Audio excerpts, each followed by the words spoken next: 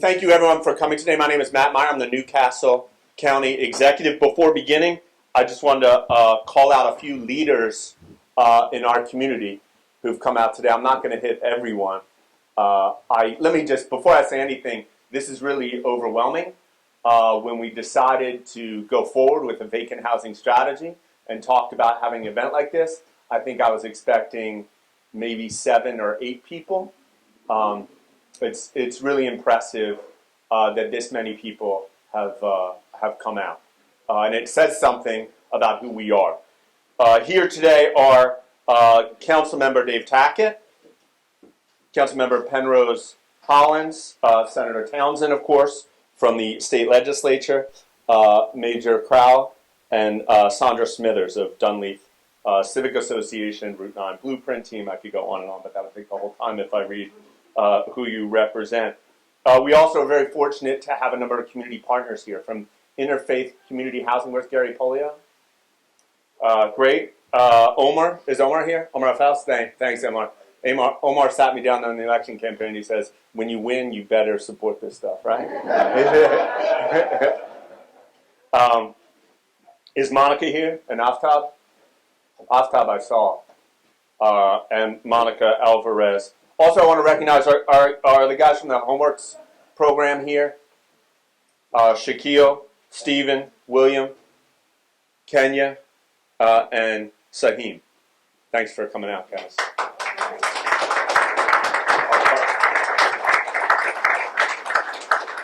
Marcus Henry, my GM of Community Services. Andrea Allman, my Chief of Staff, is somewhere here. Jason Miller, my Director of Communications. Of course, Vince Garlick and Norman Spector, without which this certainly would not be possible. From Land Use, Rich Hall is around here somewhere.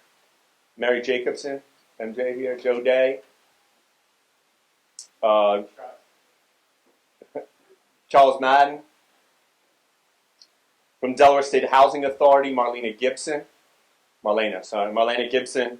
Matt Littner from the AG's office. AJ Roop, I saw AJ peeking around there. Jeff Flynn from the Wilmington Economic Development Office. Sheila and Al from Rose Hill. Thank you for coming. And of course, Kevin Smith from Habitat for Humanity. James Parker. Is James here from Oakmont? I had a feeling James wouldn't be quiet. And is Trish Kelleher here from the, thank you very much, from the Housing Alliance of Delaware. This is, I unfortunately don't have, we go in late in the evening if I had to mention everybody here and everything everybody has contributed. But it was important that we start by just recognizing that this is a team effort. We're on Anderson Drive, Marion Anderson Drive. I used to, little over 2 years ago, I was a teacher at Prestige Academy. And I used to frequently drive my students home. And I drive them home to, a number of them home, to this neighborhood. And it always disappointed me how few of those students knew the history of the street names. We're on Marion Anderson Drive. In 1939, Marion Anderson was one of the finest contraltos in the country, one of the finest singers in the country. She was invited to sing at Constitution Hall in Washington, D.C. The Daughters of the American Revolution would not let her sing because she was an African-American woman. They would not let her sing. She would have been the first to sing in Constitution Hall. So she couldn't sing there. Eleanor Roosevelt intervened, and along with the president, they had her sing at the Lincoln Memorial for 75,000 people on April 9th, 1939. Millions listened on the radio, and it really was a landmark event in the history of our country. It's about a bad thing happening and people coming together to realize it's actually an opportunity to make a great thing happen, similar to why we're here today. Today, we are first going to be signing a piece of legislation drafted by Councilman Tackett, supported very strongly by Councilman Hollins and other members. It passed pretty much unanimously County Council last week. What that does is it accelerates the process by which vacant homes across our county will be registered. There will be a vacant housing registry that should accelerate the opportunity to turn vacant homes into beautiful homes. to turn vacant homes into beautiful homes. In addition, today, we're announcing a number of other pieces of our strategy. You may have seen outside when you were coming in a chart, a map that shows what we did, what Rich Hall and the police department did, is they mapped out where the hot spots of vacant housing are, where the concentrations of vacant housing in certain neighborhoods across the county, and they layered over that the violent crime rates. And what you can see is that violent crime very frequently happens in the areas where there's a concentration of vacant homes. Violent crime happens very frequently where there's a concentration of vacant homes. So this today is not only part of our strategy to enrich communities, to bring people together, to turn what's actually a financial liability for the county into something that's a financial opportunity, but it's also part of our crime prevention strategy. How do we find the roots of the violence that we're seeing on our streets and address it so that things do not happen, so that places where people can go to do bad things disappear? So that's part of our strategy today. In addition, we'll be announcing two pieces of legislation that Senator Townsend and Representative Johnson, who couldn't be here today, will be sponsoring. And Senator Townsend will talk a little bit more about that. So this is a tremendous opportunity. It's a chance for us to address this terrible problem of vacancy. There were 1,300 vacant homes in unincorporated Newcastle County outside of Wilmington. It's not just a housing problem. A root cause of the housing problem, as everyone knows, is a jobs problem. That's why I particularly want to call out the guys who are here from the young men and women who are here from Interfaith Housing's Homeworks program. Because what Homeworks does is it trains young people in construction, so it's sort of hitting two birds with one stone. They're helping to eliminate problems of vacancy and problems of housing that we're facing, creating affordable housing, while at the same time creating a job training pipeline and job opportunities for young people that, of course, hopefully in the near future can move forward and go ahead and acquire some of these homes. So I really appreciate everyone coming today. And without further ado, I want to introduce Sandra Smithers.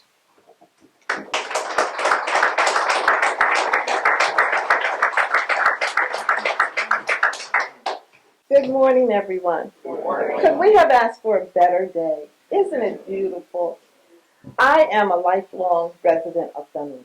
My family was one of the first families that moved out here, and I won't tell you when. I'll tell you when. It was in 1951. And I have spent my entire life here, with the exception of the time that I went away to college and to graduate school. I have been here.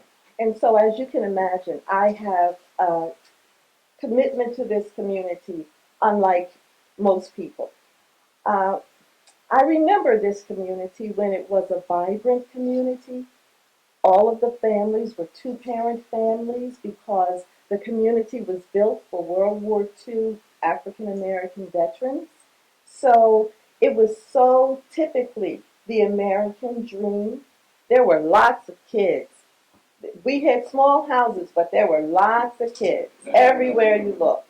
And we had a community school that prepared us for the next level in life. Our community school was unlike most community schools because our teachers lived here. And so there were no problems because if you acted up in school, the teacher could just walk you home and talk to your parents. So we didn't have the problems. We didn't have the problems of violence or drugs or any of those kinds of things because everyone knew everyone. I can remember a young man broke into somebody's house and the police came and they said, oh, it was such and such who lives on this street, because everybody knew. So you knew not to do too many things. And of course, over the years, as society has changed, so has this community. People have moved on to do bigger and better things. And there's those of us who are left here because there has to be somebody to stay to carry on the traditions. And of course, we know what happened with drugs over the years. And this community was a victim of the drug dump following the Vietnam War.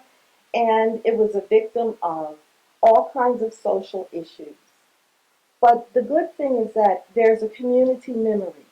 And for those of us who've been here for a long time, that memory still lingers. We were here when the community was at its pinnacle. And then we watched it deteriorate. And now it's rebounding. And in order to rebound, we have to have a nexus of those agencies and organizations and community to make it a better place. And I think that the model that we have here is the perfect model. It's a model of government and nonprofit and the community, committed to uplift this community and to restore it, not to what it was, but to a brighter future. And so we can't go back to what things were. Although we remember those days, we have to build on what we have and make it a wonderful place for families and children once again. We know that underpinning so much of what goes on is the lack of jobs.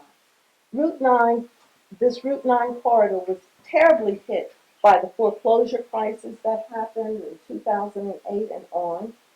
But out of every tragedy comes something beautiful. And out of this has come an opportunity to see people come together. Interfaith housing has done a wonderful thing. Interfaith has been in this community working for years. And I have to commend Gary Polio and Omar for what they have done. Omar can't do anything else because, see, Omar comes from this area. So if he goes wrong, he's got to look at all of us in the face and say, what happened? Okay? We know that hardest hit among our population is the young men. They often have felonies on their records or maybe nonviolent felonies, but those felonies prevent them from moving forward. With a program like this one that we see now, we know that it's an opportunity for our young men. This is one of the few areas, construction is one of the few areas where young men who have a felony can move forward and restore their life and don't have to live their lives as marginalized citizens.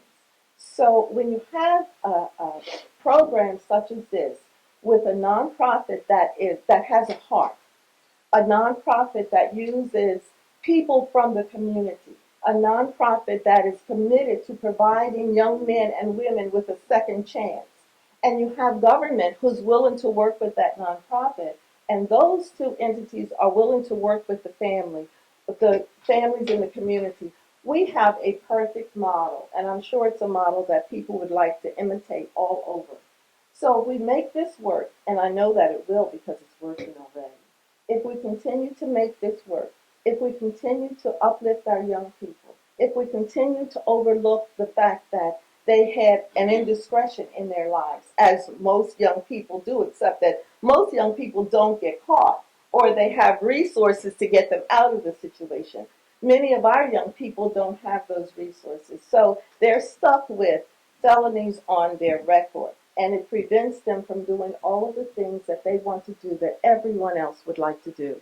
That is to have a job, to be gainfully employed, to support themselves, and if they have a family, to support their family.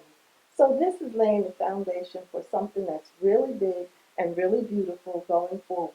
And I thank you all for coming out, and it's a pleasure seeing everybody. Thank you.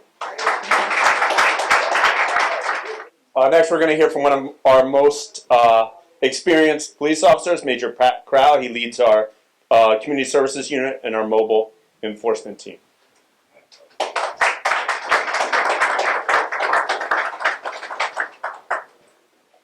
Good morning, everyone. Also here with me today, I saw him someplace, was Captain Robert Lucas, who's our Special Operations Commander. And in our command, we do have the Community Services Unit, the walking patrols, which we're re-implementing under Colonel Bond is starting all over again. Our Community Engagement Specialists, which hopefully many of you in the area have met, officers that are not 911 driven, but more focused on community engagement. Our Mounted Patrol, I'm sure you've seen them out and about here, our officers on ATV. So all those things come into play, but what I want to talk today about is the Vacant Property Initiative undertaken by Executive Meyer and Councilman Tackett, and how that relates to our job in law enforcement. Vacant properties have long been a challenge for law enforcement. not only knowing where these properties are, but also knowing who owns them and who we can hold accountable when something does happen at that property. Today's legislation is a valuable tool in helping law enforcement and local government combat the dangers of neglected properties. As police officers, we see the negative impact that neglected vacant properties and their blight that they have on the community can cause. After spending 29 years with the police department, I can confidently say that neglected vacant properties, if left unchecked, will increase crime, destabilize the community, and decrease the quality of life for those living in the surrounding neighborhood. We all take great pride in our own communities and our individual homes. However, until now, some of our neighborhoods are being held hostage by neglected properties and the invitation that these properties send to the criminal element they can operate safely in the area. When you go outside, you see the map that the executive referred to, overlaying vacant properties and the crime, and that's a lot in our TAPS areas. And I know some of you are well aware of our TAPS program, where we don't necessarily always chase the crime. We chase the quality of life issues that cause those bigger crimes to occur, with the hopes of, if we can get the quality of life under control, such as speeding cars, drug dealing, disorderly subjects, drinking, that we can prevent those larger crimes from happening. And when you look at the maps, you see that overlay and how these two go hand in hand, and that's why today's effort is so important. What you're looking at those maps when we talk about criminal activity is, we have seen as a police department that vacant homes often attract prostitution, drug dealing, drug usage, violent crime, burglaries, and trespassing complaints. In some areas, no matter how many times we patrol that vacant home or have county code come out and reboard them up and secure them, the houses always seem to be a magnet for the criminal element and a subsequent danger to the community. Today, we are grateful that Executive Meyer, Councilman Tackett, County Council, and our state legislators for working together and implementing this new legislation to help us in neighborhoods suffering from neglected properties. We are also excited to see such a robust and diverse partnership between the public, private, and nonprofit sectors coming together to solve a problem that, like many others, the police cannot solve alone. What is being accomplished here today is an important piece in improving the health and safety of our communities, and we are grateful to Executive Meyer and Councilman Tackett for spearheading this effort. We hope each vacant house will one day become a warm and welcoming home to someone. However, until that happens, this new legislation will protect our communities from the dangers of these neglected properties, and for that we are all grateful. Thank you. It's actually my first week in office when we started this endeavor was to break down silos and make sure that everyone across county government, and ultimately different levels of government, the cities, the state, and the federal government all come together. I've also learned very quickly that if you don't highlight people's efforts, you could lose their support. So let me say maybe the most important person in the room, Maria Bynum from HUD, is here. As you know, as I'm sure we all know, she's working around the clock to make sure our federal funding doubles this year, right, to our housing program. And also, Sam Pratcher, our sheriff, is here, and a lot of this doesn't happen without the sheriff's assistance.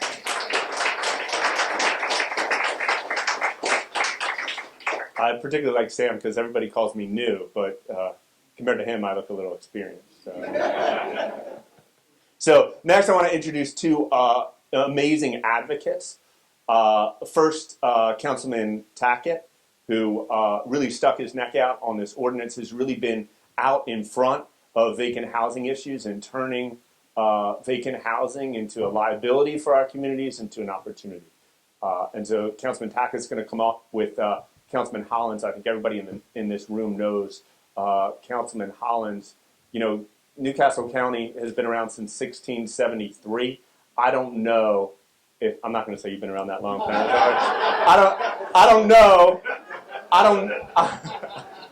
I honestly don't know if there's been a stronger advocate in our 344-year history for affordable housing and opportunities for all to live in quality shelter and also to own a home. I don't know if there's been a stronger advocate than Councilman Hollins. So we're very fortunate to have them both here today. Come on.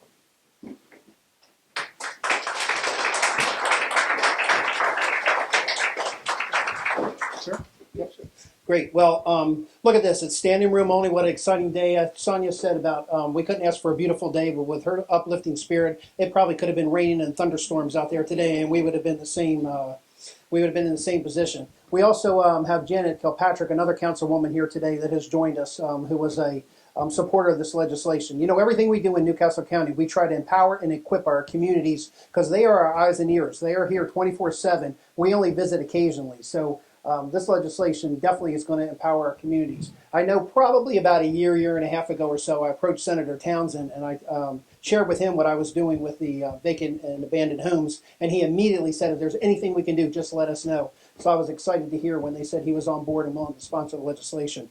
In a few minutes, we're going to sign this legislation outside, and that in turn will allow Newcastle County to move out of the back seat into the driver's seat for vacant and abandoned housings in Newcastle County. This has been a long endeavor. It's been a long process. As County Executive Meyer mentioned a few minutes ago, he mentioned so many different people, but I think it's important to note the fact of the matter is it takes a lot of moving pieces to bring this together to make this successful, and that's what we tried to do here. And it's something that we are going to do, as the County Executive mentioned. We have 1,300 to 1,500 vacant and abandoned homes in Newcastle County. That's in the unincorporated area. That's a large animal to get our arms around, but we're going to do it. This legislation is going to empower us to do it. It's going to place us again in the driver's seat. And again, I want to thank everybody for coming out today. I want to thank our friends in the state legislation. I want to thank everybody that's here from all the different agencies that are pulling this together, all the departments in Newcastle County, as well as our community and our fellow council members that supported this legislation when we brought it forward. Again, I want to thank everybody. Let's give a big round of applause for every single person here in this room today without mentioning anybody, because I think everybody deserves it. Thank you. Good morning. Good morning. I'm very pleased to join all of you here this morning here in Dunleith. I'm glad to be here with the County Executive, Matt Meyer, with Senator Bryan Townsend, and Mayor Smithers of Dunleith. Mayor Smithers has been on the case for a very, very, very long time, and she's very committed to Dunleith. She's very committed to the Route 9 corridor. And she's worked with us very diligently for a number of years, from the Surratt Pool to other initiatives that's going on out here in this community. She's been right there with us all the way. Mayor Smithers mentioned that her family moved to Dunleith in 1951. And she also said we should not forget our history. Well, in 1951, that was exactly 11 years before African Americans could get a guaranteed loan from the federal government. It wasn't until 1962 when President Kennedy made certain that we could also get guaranteed loans from the federal government. And what's happening today is the same as it was in 1951. The average middle-income person in America still gets to get into wealth by home ownership. That is the avenue for middle-class Americans to gain wealth in this country. It always has been, and it always will be. 98% of the wealth in the black community is in home ownership, compared to 58% in the white community. So it's very imperative that we make certain that there are, in fact, home ownership opportunities, not just in Dunleith, but throughout Newcastle County. That people can live in neighborhoods throughout this county, no matter where you came from at every stage of life. That is my goal, and I hope that's the goal of Newcastle County government. Now, when we come today to talk about elimination of blight, vacant homes that often turns to blight, it means that when we remove blight from your community, it simply means that equity in your community is returned. It means that the equity in your community is going to increase. It means that the home that you own in this community is going to have more value. Without removing the blight, it means that the equity is going to decrease. When there's no equity in your community, it means there's no value in your community. So it's very critically important that we remove any impediment to equity away from your community. When that happens and there's equity in your community, it means people are attracted to live in your community. When that does not happen, if there is no value, if there is no equity, it means that even the people who live here are trying like hell to get out. So the idea is to make certain that we as a government make certain that we retain the equity in Dunleith, one of the first developments outside of the city of Wilmington that was built, as Mayor Smithers said, to increase value and wealth in the African American community. And it's our hope and our plan to continue down that path to make certain We're here in Dunleavy for a reason. There's a lot of vacancies all over Newcastle County. They're all obviously not right here in Dunleavy. But we came to Dunleavy for a special reason today, and I'm very pleased to be here with the county exec, with my colleagues from county council, and all of you. May God bless you, and good morning again.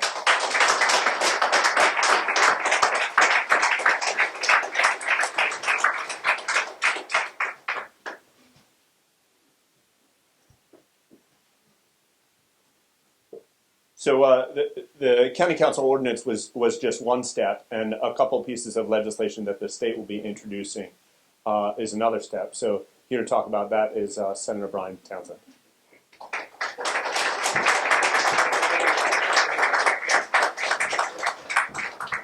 Good morning, everyone.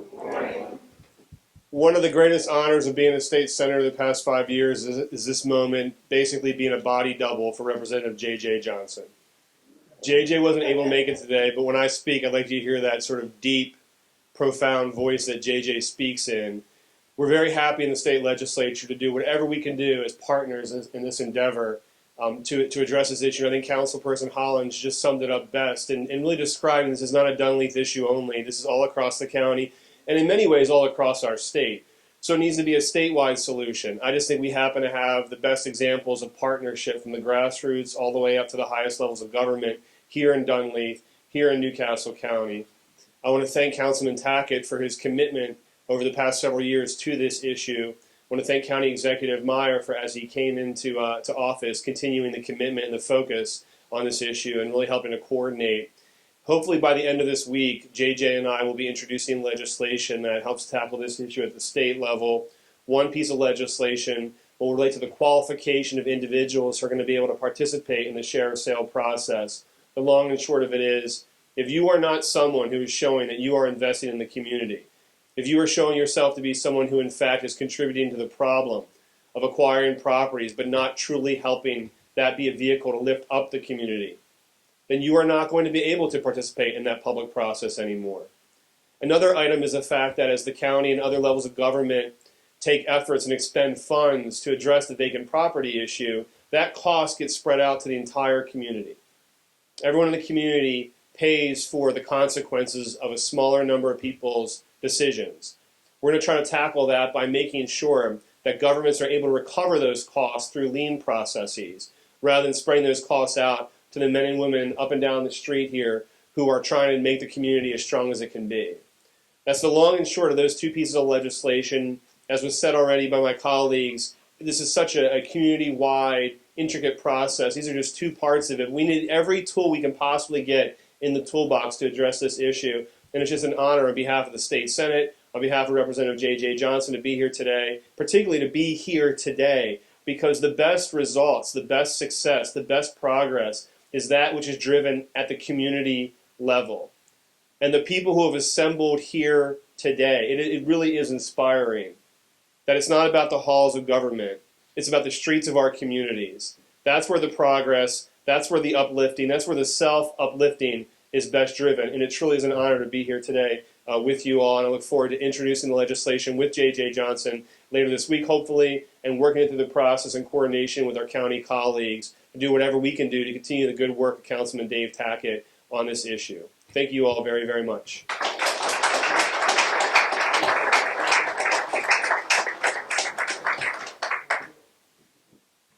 Thank you. Without further ado, Councilwoman Kilpatrick. Without further ado, thank you for coming. Hi. Without further ado, I think we're going to go out and sign an ordinance. Right? Thank you for coming. Yeah. In 2015 was the first voluntary. Yep, that was the only voluntary, Yep. and this now makes it mandatory. That makes it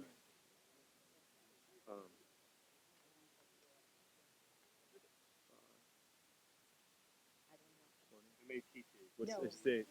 The date. 16, Pull your phones out. 16, 17. Just one copy? There's a big piece. Good.